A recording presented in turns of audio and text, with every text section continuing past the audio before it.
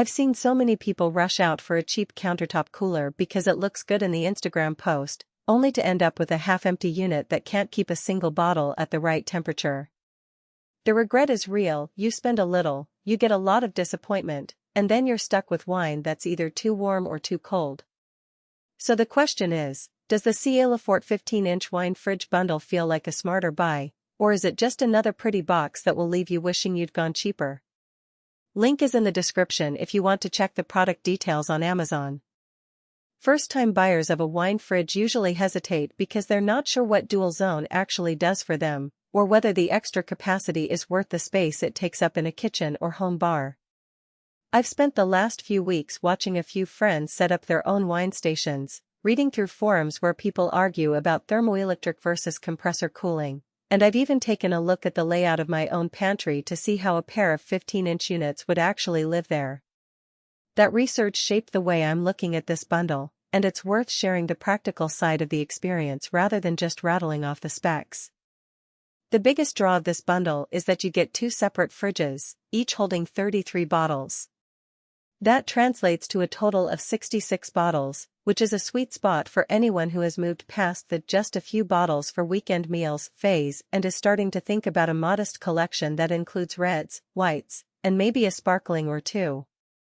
If you're the type who enjoys hosting a small dinner party and wants the right bottle at the right temperature without scrambling to the kitchen every time, the dual-zone design is actually useful. One unit can sit at a cooler 45°F for reds, while the other stays a touch warmer at 58°F for whites and Ross. In real life, that means you can pull out a chilled Pinot Grigio for an appetizer, then switch to a room temperature Merlot for the main course without having to wait for the temperature to shift. Installation flexibility is another practical win. The front vented glass doors let you mount the units under a countertop if you have a built-in bar, or you can simply set them on the floor as freestanding pieces. My friend who lives in a loft with an open kitchen opted to place the 2 units side by side against the wall, using the LED lighting as a low-key accent. The 3-color LEDs, cool, neutral, warm, let you match the glow to the room's ambience, which is a subtle but nice touch when you're entertaining. Because the doors are UV protected, you don't have to worry about sunlight bleaching the wine labels or affecting the wine's aging process, a concern that often pops up in online discussions. Now, let's talk about the daily grind. When you open a wine fridge, the first thing you notice is how the temperature holds steady.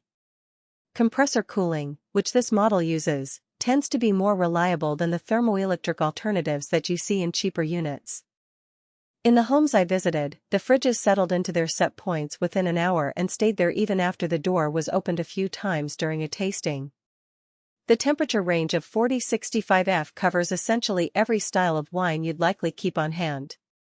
If you're a serious collector who wants to store vintage reds at 55°F and sparkling wines at 45°F, the range is adequate, though you won't be able to go below 40°F for true cellar conditions.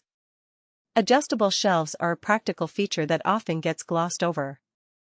Both units let you slide the metal racks up or down, which means you can accommodate longer bottles like champagne or even a few oddly shaped craft brews if you ever want to switch gears. I've seen people complain that some wine fridges force you into a one-size-fits-all layout, ending up with wasted space or bottles that sit crookedly.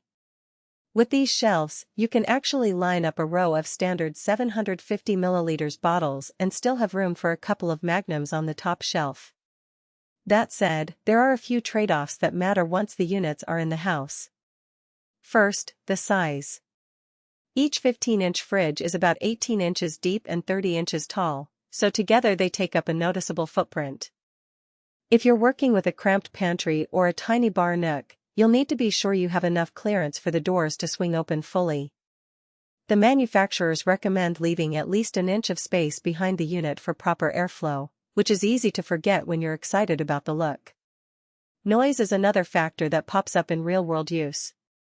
Compressor units are generally louder than thermoelectric models, and while these aren't industrial-strength compressors, they do emit a low hum that you'll hear if the fridge is right next to a living area. In the home bar I visited, the hum blended into the